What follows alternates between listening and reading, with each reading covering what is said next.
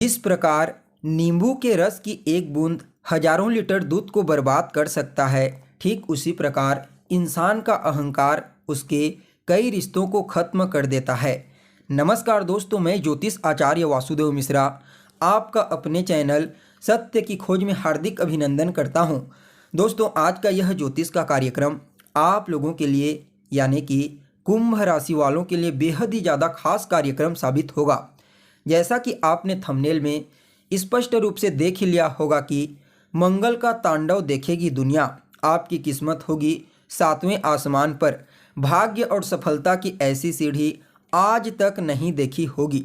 जी हाँ दोस्तों, आपने बिल्कुल ठीक सुना। कुछ ऐसा ही अब आपको अपने जीवन काल में देखने को मिलेगा, क्योंकि आज हम चर्चा करेंगे सेनापति मंगल के राशि परिवर्तन प्रभाव के बारे में। जी हाँ, 28 दिसंबर 2023 की प्रातः 3:02 पर भूमिपुत्र अपनी वर्तमान खुद की वृश्चिक राशि को छोड़ करके अपने परम मित्र देवगुरु बृहस्पति की मूल त्रिकोण राशि धनु राशि में प्रवेश कर चुके हैं, जहां पर 5 फरवरी 2024 तक गोचर करेंगे। उसके पश्चात फिर से परिवर्तन करके अपनी उच्च राशि मकर राशि में प्रवेश कर जाएंगे। वैसे देखा जाए तो मंगल एक राशि में लगभग 45 दिनों तक गोचर करते हैं, लेकिन जब मंगल की गोचर की चर्चा होती है तो सदैव इसकी चर्चा बृहद रूप से की जाती है, क्योंकि कर्म प्रधान विश्व रचि राखा। जो पुरुषार्थी हैं, जो पुरुषार्थ में विश्वास करते हैं, पराक्रम में, मेहनत में विश्वास करते हैं, कर्म में विश्वास करते हैं, उनके लिए मंगल के गोचर को समझना अत्यंत आवश्यक हो जाता है। क्योंकि मंगल हिम्मत है, शक्ति है मंगल, पराक्रम, हथियार, ऊर्जा, वाद विवाद, क्रोध और अहंकार है मंगल। और अपने इन्हीं कारकत्वों के कारण हमारे जीवन के विभिन्न पहलुओं को नियंत्रित करते हैं। कुंडली में मंगल का बलवान होना जातक को साहसी प्रवृत्ति का बना देता है, निडर, किसी से न दबने वाला, सदैव मेहनत में विश्वास करने वाला। और अगर वहीं मंगल कमजोर हो जाते हैं तो जातक दब्बू प्रवृत्ति का हो जाता है, डरपोक, परेशानियों से शीघ्र घबरा जाता है। इसलिए मैं समझता हूँ मंगल का हर किसी की कुंडली में बलवान होना बहुत ही ज़्यादा जरूरी है। और यह जो धनु राशि है दोस्तों, यह एक अग्नि तत्व की राशि है और मंगल भी एक अग्नि तत्व के ग्रह हैं, जिसके परिणाम स्वरूप इस राशि में गोचर करते हुए आपको मंगल बेहद ही शक्तिशाली और प्रभावशाली तरीके से अद्भुत परिणाम प्रदान करते हैं। तो ऐसे में पूरे विस्तार के साथ जानेंगे कि धनु राशि में गोचर करते हुए मंगल किस प्रकार से आपको प्रभावित करेंगे, और मंगल के इस गोचर काल को और ज़्यादा श्रेष्ठ और बेहतर बनाने के लिए क्या उपाय आपको करना चाहिए, हर चीज़ आपको बताएंगे। इसलिए कार्यक्रम को अंत तक देखने का प्रयास करें। और अगर आप अपनी जन्म कुंडली पर हमसे परामर्श लेना चाहते हैं तो वीडियो के अंदर और डिस्क्रिप्शन बॉक्स में आपको नंबर मिल जाएगा, जहां से आप संपर्क करके अपनी जन्म कुंडली का विस्तार पूर्वक विश्लेषण करवा सकते हैं। देखा जाए तो मंगल उच्च अभिलाषी होकर के धनु राशि में गोचर कर रहे हैं, लेकिन दोस्तों यह बात भी आपको ध्यान में होना चाहिए कि पहले से ही इस राशि में सूर्य देव मौजूद हैं, जिनके ऊपर देवगुरु बृहस्पति की 9वीं दृष्टि पड़ रही है, जिसके परिणाम स्वरूप यह राशि और यह भाव पहले से ही ऑलरेडी बेहद ही ज़्यादा मजबूत पड़ा हुआ है। और ऊपर से यहाँ पर मंगल जैसे पराक्रमी ग्रह का आ जाना और भी ज़्यादा श्रेष्ठ साबित होगा, क्योंकि सबसे पहले तो यहाँ पर मंगल और सूर्य युति बना करके पराक्रम योग का निर्माण करेंगे, और ऊपर से देवगुरु बृहस्पति जैसे शुभ ग्रह की दृष्टि का पड़ना तो फिर कहना ही नहीं। इसके अलावा इस गोचर काल के दरमियान मंगल शनि के साथ तीसरे 11वें का संबंध बनाएंगे, लाभ का संबंध, और राहु के साथ केंद्रगत संबंध बनाएंगे। यानी कि कुल मिलाकर के देखा जाए तो गोचर कुंडली में यह जो स्थिति होगी, यह आपके लिए अत्यंत ही श्रेष्ठ बनने जा रही है, प्रॉफिटेबल, लाभदायक।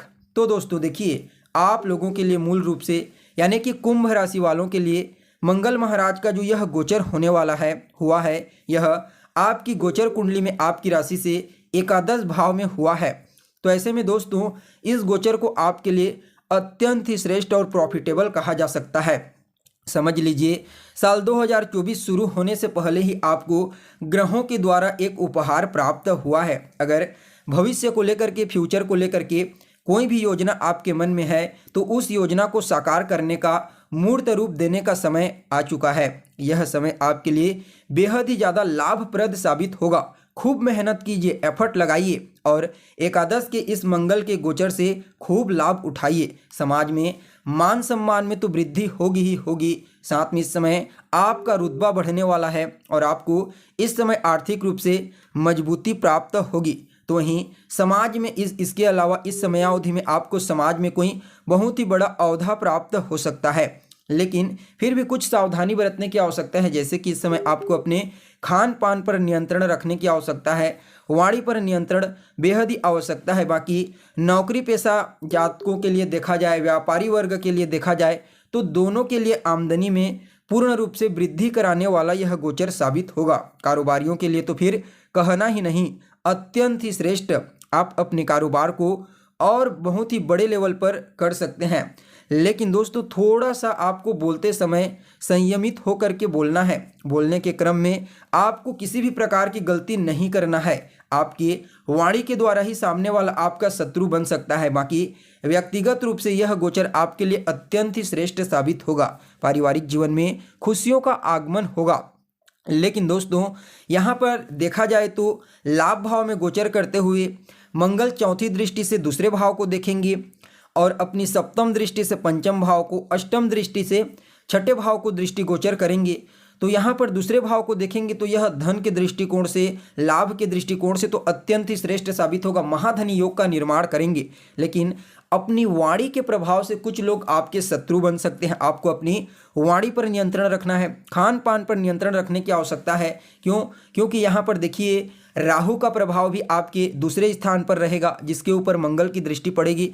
तो इस समय खान पान पर आपको विशेष रूप से ध्यान देने की आवश्यकता है। तो वहीं पैतृक संपत्ति को लेकर के अगर कोई वाद विवाद होता है, समस्या होता है, तो वहाँ पर इस समयावधि में आपकी वाणी का ही कारण बनेगा। इसलिए दोस्तों अपनी बोलचाल पर, अपनी वाणी पर विशेष रूप से आपको नियंत्रण रखने की आवश्यकता है। आपको बता दें पंचम भाव पर दृष्टि पड़ेगी, जिसके परिणाम स्वरूप यह संतान को लेकर के थोड़ी चिंता को बढ़ा सकता है।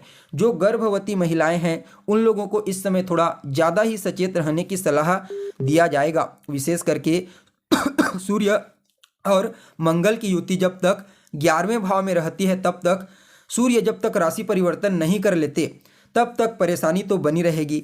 बाकी मंगल की दृष्टि छठे भाव पर रहेगी, राहु की सम्मिलित दृष्टि रहेगी, जो यह आपके लिए काफ़ी अच्छी रहेगी। इस समय रोग, रिपु, ऋण हर तरह से आपकी सुरक्षा करेंगे। किसी भी तरह के कार्य, किसी भी तरह के कर्ज इत्यादि से अगर आप जूझ रहे हैं तो उससे भी आपको मुक्ति दिलाएंगे।